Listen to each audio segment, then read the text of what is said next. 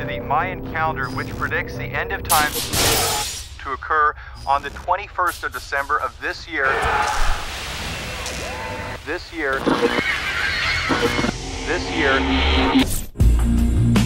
I think 2012 is, if you're a fan of the disaster genre, it pretty much is a definition of the genre. It pretty much has it all.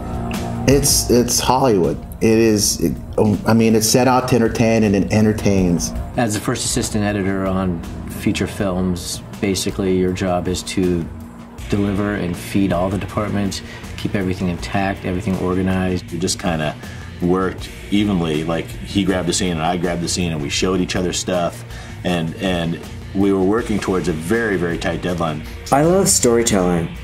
You know, in editing, you're basically going back to elements and you're putting it together from scratch. On 2012, we had pre-production, which was a few Nitrous DX working cutting previs.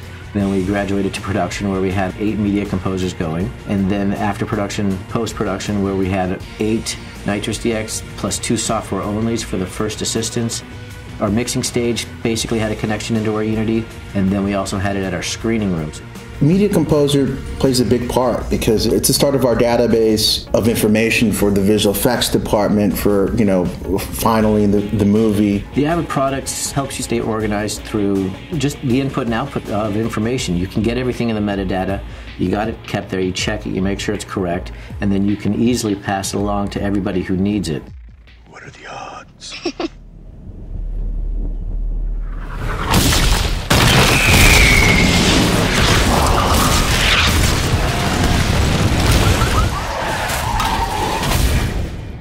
I'm really happy with where trim's gone, because if you want to open up a scene and you got music in it, you're going to want to cut your backgrounds in a specific place and your hard effects and your dialogue. Everything's different.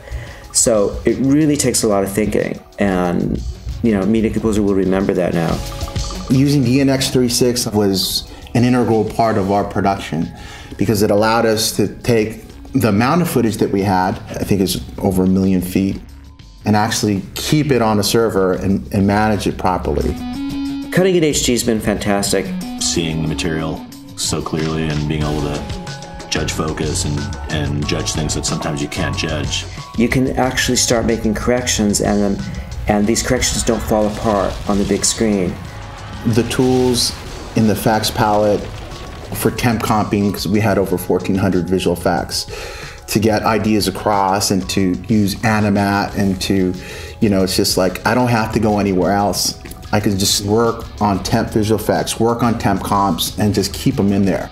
The improvements in the visual effects palette have made it so that we could solve storytelling problems sometimes, where before we'd have to rely on a visual effects house. With Media Composer, we were allowed to name a shot a particular name and keep it throughout the rest of the show.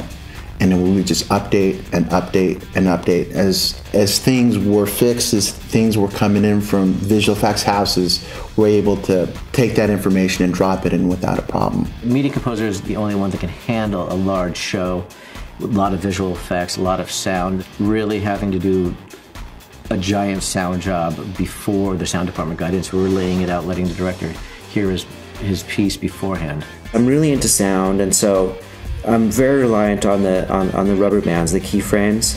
Being able to use the audio suite and all the effects and the plugins I can get for that. You're expected to almost present what would be a finished product. It's all temp stuff, but it's you're watching the scene and it feels like a finished scene.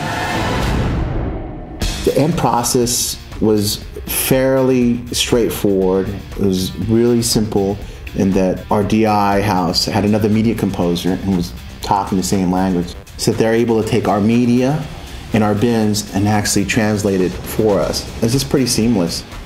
Using the Media Composer to deliver sound to our sound department, I would give him OMF or MXF of all the work we would do, and then he would be able to seamlessly bring into his Pro Tools, and then in turn he would give us Pro Tools sessions back, broadcast wave, and we would bring it in and be able to use it in sync into the cut. there's really no excuses, you know, anymore. It's really, you have everything there. You really do. At the end of the day, it's all about the final product, and if you can collaborate with other people and make a final product that's going to be more enjoyable, the movie's better and everybody's experience is better.